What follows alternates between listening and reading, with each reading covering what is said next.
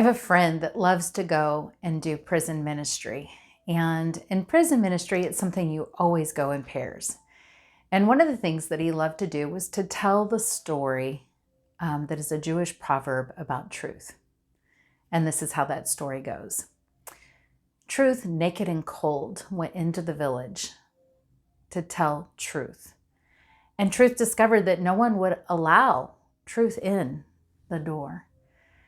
Truth went over and sat in the corner, naked, cold, and alone. Well, one day, Parable came up to Truth and covered Truth in story. And then Truth and Parable, with the cloak of story, went into the village. And Truth discovered, when cloaked in story, that Truth was welcomed into the homes and at the table and in the conversations, and found the warmth of conversation. This is a great parable because it reminds us that truth, when raw and naked, it's hard to receive. But truth, that when it's told in story, it's welcomed and it's listened to, and it becomes a part of the conversation. And one of the things that I learned as an educator was that truth covered in story, told in pairs, was even more powerful. There's something that happens that is magical when two people get together and they begin the process of playing off each other. I almost wonder if this is the reason Jesus sent the disciples in twos. Because when we feel that we can't remember, or we need help, or maybe we just need that energy the other person gives, something happens when we're telling the story together. I learned this best from two storytellers. One of them just happened to be my daughter, Michaela, and her friend, Bethany.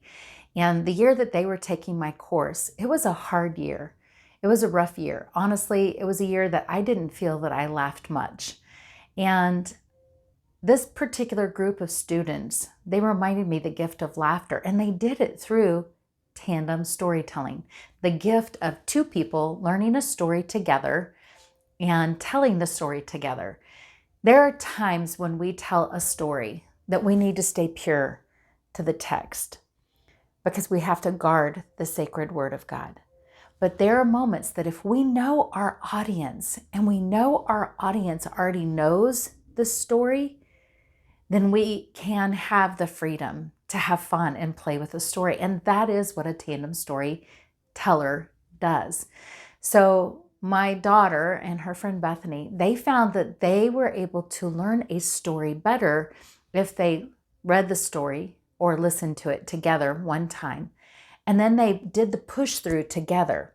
The two of them would begin the process of telling the story and playing off each other. And when they did that, they actually recalled their story quicker. There was something in the power of the two of them telling the story together. And then what they discovered is that if I allowed them freedom to have fun with the story, they would start to pull the audience in. They would get classmates to come up and play objects. They had fun with the story. Good tandem storytellers will not have a set script.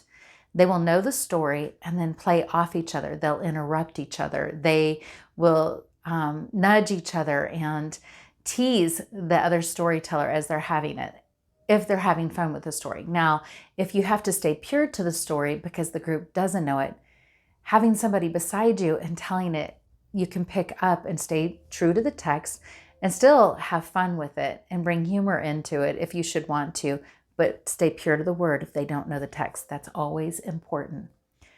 If you've never tried doing a tandem, you should try it. There's something powerful that happens when you tell a Bible story with another person. So listen to the story or read it, practice and do your push through, telling it together, and then have fun sharing it with groups and see what happens as they see you playing around and having fun with a Bible story. It is so much fun to be in the Word so that we can be with Jesus and be transformed. And it's even better when we get to do it with a friend.